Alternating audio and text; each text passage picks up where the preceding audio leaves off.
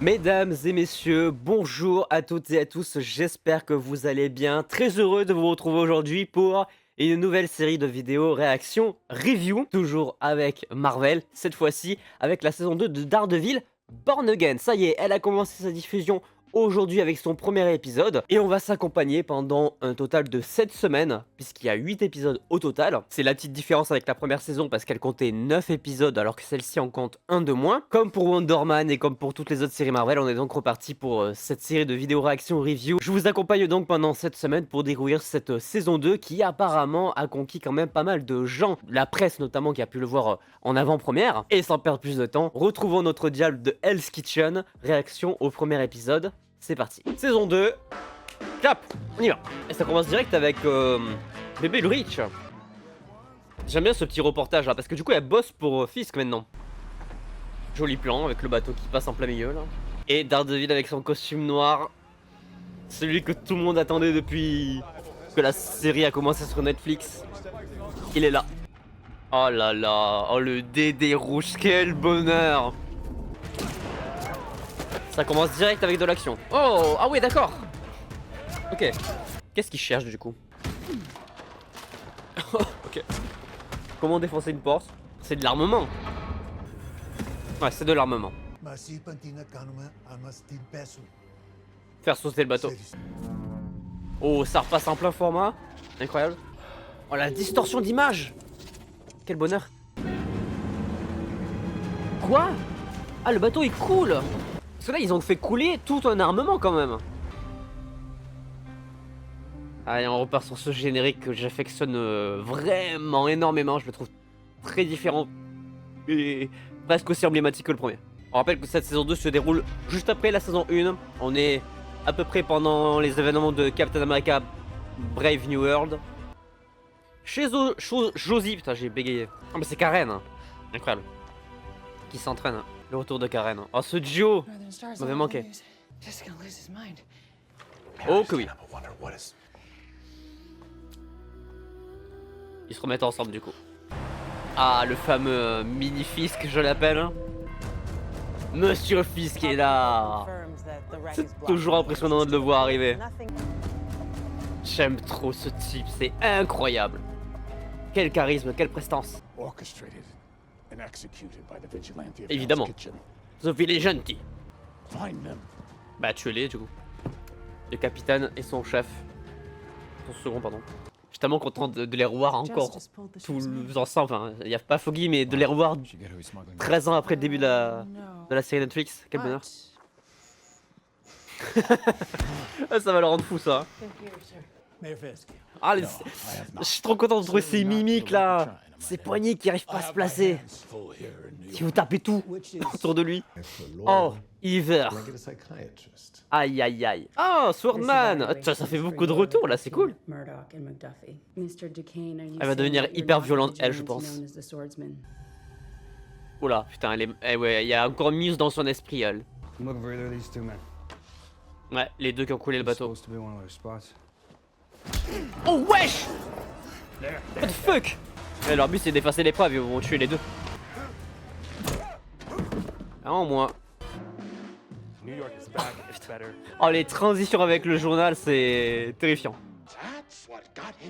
Qu'est-ce qui se passe? On dirait les guignols.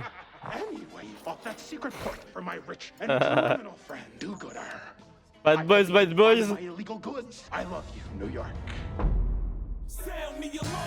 What the fuck? La fameuse Ulrich.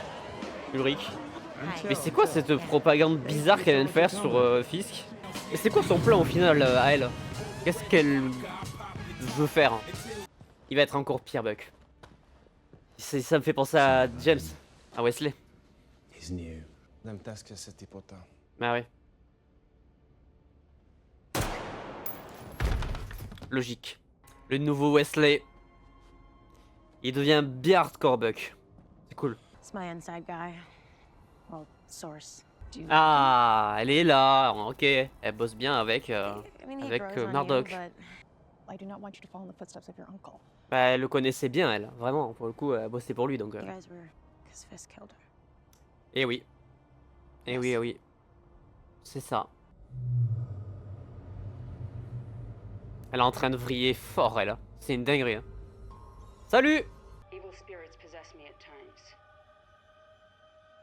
Oh, les questions, c'est pour elle, en fait. Ah mais comme Sensei Tare. Oui, c'est vrai, il est mort d'ailleurs. Oh non, faut pas qu'il meure lui, pas maintenant, pas dès le début. Ah, merci. Joli. Avec la musique, c'est très stylé. Oh. Ah. Donc là, c'est compliqué là.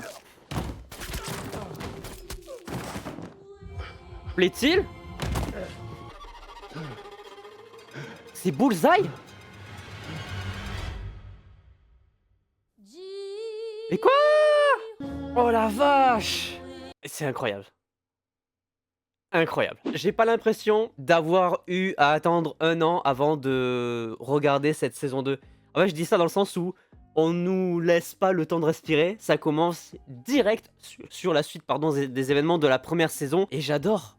Quelle qualité! Scénaristiquement, visuellement, le montage, l'audio... Enfin bref, on retrouve tout ce qu'on a adoré dans le show Daredevil de façon générale. C'est l'entrée en matière parfaite pour une saison 2. On reste sur une très bonne qualité d'épisode. J'ai adoré parce que là, j'ai envie de parler de la fin de l'épisode direct parce que ça m'a marqué ce qui se passe. Il y a Matt Murdock qui est vraiment traumatisé de la mort de Foggy avec les battements de cœur de l'agent qui est en face de lui, pardon, j'ai complètement oublié son nom. Le fait qu'il entende le battement de cœur qui accélère, ça lui fait penser à Foggy dans ses dernières secondes de vie parce que Bullseye lui avait tiré une balle dessus. Il perd le contrôle de ses sens et il perd le combat qu'il est en train de faire contre la Task Force parce qu'il repense à ce moment-là et du coup il décroche. Et du coup il se fait tabasser la gueule. C'est bien la première fois d'ailleurs qu'il se fait autant tabasser la gueule au point que son masque se fasse enlever et que son identité pardon se fasse dévoiler. Qu'il se fasse dévoiler par la Task Force, c'est pas hyper impactant parce que Fisk est déjà au courant que Matt Murdock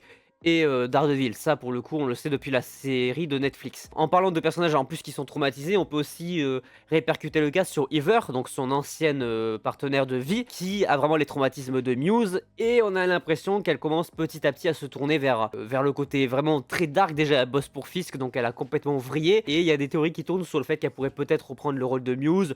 C'est vrai qu'au vu de ce qu'on voit dans ce premier épisode, on peut commencer à penser qu'elle va prendre un petit peu le lead sur ce personnage qui est malheureusement décédé dès la première saison. Tout ça, c'est hyper intéressant, vraiment. On est sur le premier épisode, il est vraiment en termes d'écriture parfait à ce niveau-là. On va te rappeler qu'il y a des traumas hyper importants qui ont eu lieu pendant la première saison et qui ont du coup des conséquences hyper importante aussi sur cette deuxième saison. Le costume de Daredevil avec le DD en rouge, incroyable, ça faisait tellement longtemps qu'on le voulait.